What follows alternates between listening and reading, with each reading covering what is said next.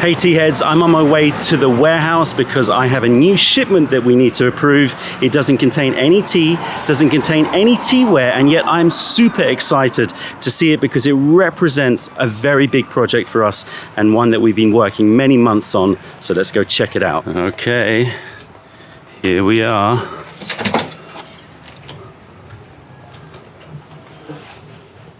Hi everyone, hi. So here we are.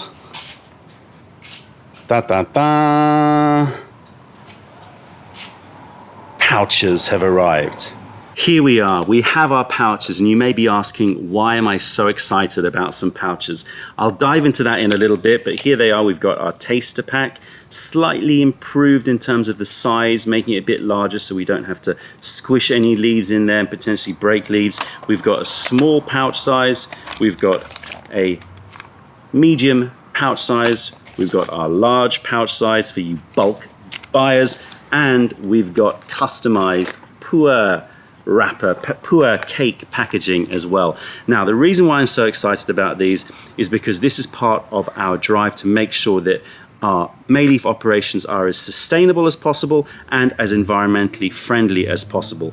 And we've been looking at the whole business, we've been auditing the whole business. It's one of the reasons why we tend to bring in tea mostly by sea and not by air to try to minimize impact on the environment there. It means that sometimes, well, most of the time, our teas arrive later in the market than potentially other sellers, but we think that that's a compromise worth having.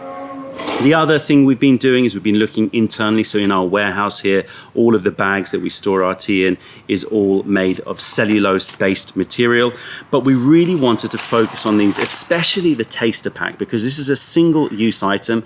And I always had an issue with knowing that the material that the taster packs were made out of were not environmentally friendly. In fact, any pouches that you receive that have a plastic inlay, so you know they may be paper on the outside, but inside, if you see that plastic film, that means that it's not recyclable, it's not biodegradable, or at least it's going to take many hundreds, if not thousands of years to degrade, and will leave the soil in poorer quality than it found it.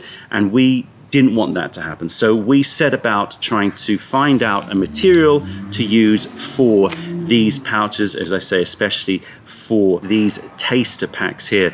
So we had quite a few criteria. We wanted to make sure that the whole life cycle of the material used was sustainable and environmentally friendly. So that means from the origin, how it's made, all the way to its ability to be reused and end of life, how this is disposed of. And we wanted to make sure that it was compostable and not just biodegradable. What's the difference between biodegradable and compostable? These are all terms that I've had to research and learn about. So let me give you my understanding of it. And of course, anybody out there who wants to contribute, stick any comments in the comments section below. But the difference between biodegradable and compostable is this. Biodegradable means that it will break down naturally into soil. But something can be biodegradable and take hundreds of years to biodegrade. So is that technically environmentally friendly? I don't think so. So the difference between compostable and biodegradable is compostable means that given the right environment, it will break down at a similar rate to other biomaterials. So it'll break down to carbon dioxide, to water and biomass, and will leave the soil, the compost, in good condition. So it's not going to leach any chemicals. So it basically is neutral to the soil. And we wanted to make sure that that was the case. Now, the material that a lot of people out there, not just in the tea industry, but in industries in general, have been focusing a lot of their attention on is PLA, polylactic acid, which is a bioplastic made from corn. And we were originally going to be making these out of PLA, because we had sort of just done the cursory research, found that it was a suitable material, it's biodegradable, it's compostable, but we'll talk about that in a second. And so we thought, yeah, PLA. So we started that process, but then as I dug deeper to really make sure that we were doing the right thing, PLA started to present a lot of problems. The first problem is in its origin. It's made from corn, which is okay. It's not petrochemical based, but you know, it's made from GMO corn. Now you can have your opinion about GMO, and I know it's a very nuanced subject, so I'm not going to dive into that, but I just felt like I didn't necessarily want to contribute to that sort of industry, the corn-based GMO industry. Again, I don't have a major problem with it, but I just felt like maybe that use of land was better served providing food rather than packaging. The second and more important thing is that PLA is termed compostable, but it's only industrially compostable. And that means that it's compostable within very specific conditions, specifically higher temperatures, sort of over 60 degrees or over 140 degrees Fahrenheit, and microbes. And those conditions only exist within industrial composting facilities. Now, the problem is that there are hardly any industrial composting facilities in the UK and in the US, and if they're not even in those sort of environments, then I would assume in the rest of the world there's very little industrial composting going on. There's certainly no sort of pickup in the garbage or the trash specifically for industrially composted materials, so you're not getting them separated out and then industrially composted. Also, having researched PLA, industrial composting facilities really dislike PLA because it adds excessive heat to the process apparently, and sort of messes up their process, messes up their composting. So therefore, the PLA is generally going to be sitting in landfill, which is not desirable. Yes, it will biodegrade eventually, but it's going to take many, many years. In fact, they estimate something between 100 or 1,000 to 1,000 years. I know it's a wide window, but estimation of that sort of amount of time for PLA to degrade in landfill, which doesn't have those high temperatures and those microbes. And also PLA messes up the recycling process. So if you're putting PLA into recycling, that the recyclers apparently really hate it. It messes up the recycling stream, causes much disruption, and therefore is going to reduce the efficiency of recycling, which is again not good for the environment. So PLA got quickly taken off our options list once we discovered all of this, and we had to go about finding a material that would be a suitable barrier for food, that was reusable, because we want, reuse is the best way to protect the environment. Reuse these things, so we wanted them to be reusable, so therefore, durable. And finally, we wanted to make sure that they were compostable, but compostable at home, so within home conditions, home compostable, which means that you can compost them at much lower temperatures and without the addition of extra microbes. So you can essentially treat it as food waste, so food composting waste. We eventually, after many months of back and forth researching and trying to understand this, we managed to find this material, which is a material made out of cellulose. So this is cellulose made from sustainably sourced wood pulp. So essentially, it's sort of like a plastic version of paper, transparent sort of version of paper. Feels actually really, really nice. So this is made from cellulose, made from wood pulp, from sustainable forests. It's all PFC and PEFC certified, so very sustainable, the forest. The company who makes this cellulose-based material is committed to biodiversity, to workers' rights and indigenous rights in all of their forestry planning. So hopefully, if we take them at their word, they are doing a good job there. The material itself is suitable for foods, it is stable, it is durable, so you can definitely reuse it. And in terms of end of life, the ideal scenario is that this goes into home composting, but it can also be thrown away with your food waste for composting.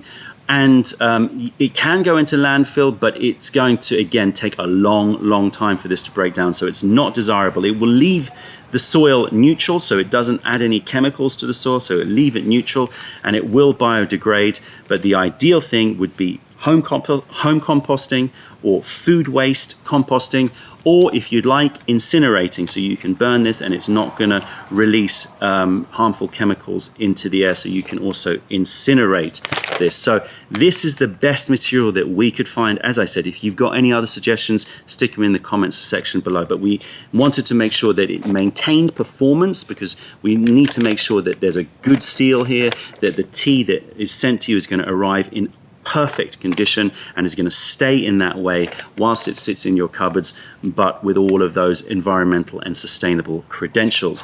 All of this material is certified by TUV under their OK Home Composting certification, so you can look that up if you would like to know more about the specific requirements for that kind of certification. So OK Home Composting, not industrial composting. Please do not recycle these. Do not put these in recycling. These are not suitable for recycling and will mess up the recycling stream. So the best ways to dispose of these after you've reused them multiple times is either home composting or putting in with your food waste for composting, or incinerating. You don't really want to throw it into landfill. You can, it will leave the soil neutral, but it will take many, many, many years to break down. So please do not put it in landfill, and do not put in recycling. All of the inks here are food safe inks, so it's suitable for using and reusing with any food you would like.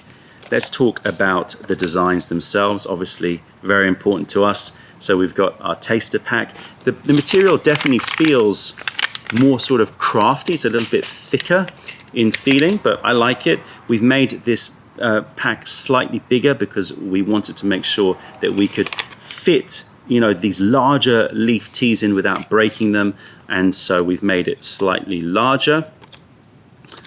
That's pretty much our standard taster design. Then we've got this one, which we're going to be using for sort of miscellaneous teas and potentially smaller quantities of pu'er cakes and things like that. We still haven't quite decided.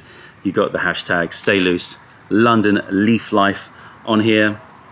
And then we've got our main pouch here, which is going to be used for teas that we want to sell in pouches, things like Jade Sword, Young Gushu. Again, we want to make sure that we don't have to force the leaves in too tight a space, which may potentially break them. Those sort of big voluminous leaves we're putting in here. All of these have one of those press seals, again made out of the same material, so therefore again environmentally safe, environmentally friendly, and all of these are heat sealable, so again good, we can heat seal them so that they will maintain good condition. You can see the designs here. We've gone for a slightly different design, a little bit more bold, I would say, the design, which I like. I spent quite a long time working on those, sort of imitating the leaf. If you look, it's sort of like a leaf a little bit, but more modern. And you can see the space designed for these labels here. So you can see the label here. Now, very important, two things to know. If you are moving your tea from here to a tin, don't forget, a lot of people don't realize that we have, again, spent a lot of time designing labels that have a piggyback effect. So you can take this part, which contains all the information, off, stick it to whichever tin, preferably a Mei Leaf canister, which is exactly the right size for these labels, onto, so you can stick it onto any tin, any container, and the back as well. You've got a section that gives you all of the brewing and all of the scope information. All of that is peelable. You can take that off and put it on whatever container you are using, and it's the same on our boxes. So these labels are on our boxes. If you don't want to keep the tea in the boxes, you can peel off the label and put them on your tin. Please don't. I see people sort of trying to copy out the information. It's all there for you, available. And then what you're going to need to do, and this is going to be a bit difficult. We tried different ways to do this, but you're going to have to peel off this label, clean it up a little bit. It might take a little while for you to do that, or you know, a few minutes to sort of peel off this, because it was important that the glue on this label was very strong so it didn't come off. Peel all of that off, and then you've got a space on the front and the back for you to reuse this and write whatever you would like to put in here. You can write on it. I would suggest you write it with semi-permanent marker, so marker which is easily washable with water, or if you want, you can use permanent marker and then just wipe it with some alcohol rub to take it away. But you can just continue to reuse these pouches. Please reuse them, fill them with whatever you would like, tea or anything else. Just use them up, you know, really reuse them, reuse them, reuse them. That's one of the big keys here. Reuse is the best way to be environmentally friendly. And as I said, once you're ready to dispose of them, you know the routes. Composting or incineration are the ideal routes. So we got this one, which is our larger pouch here, again with a similar design. And finally, we have our Pua pouch here. This will fit any size cake up to 357 gram cakes. The symbols on here mean sun, rain, mountain, plants. So sun, rain, and mountain, the ingredients that you need to make the plant, the tea plant. And finally, the symbol for gun, which is that sweet sensation of high quality tea. So the symbology there has some meaning as well. So there you go, our new pouches. The battery on my little camera ran out, so I'm back home enjoying some yen cha samples which just arrived. Delicious. So I just wanted to give you the lowdown on our thinking behind these pouches. I recognize that sustainability and analyzing environmental impact is a continuous work in progress. We certainly have other areas that we need to work on, and we are continuously doing it. All I can say to you is every time we make a decision, we are always auditing it through the lens of the environment, making sure that we consider all options and trying to pick the most environmentally friendly and sustainable options. But these pouches are a step in the right direction, and you'll also probably notice if you're ordering from us that our dispatch packaging is more and more moving to paper. Unfortunately, with the very, very fragile items, we still find that we still need to use some bubble wrap plastic, but we're trying to find solutions all the time to try to make it as plastic free as possible. Any suggestions or comments are all welcome in the comments section below. I know that there are plenty of passionate people out there, and you know, we are always listening to what we can do better. So please do put them in the comments below. I'll see you at the next video. Bye.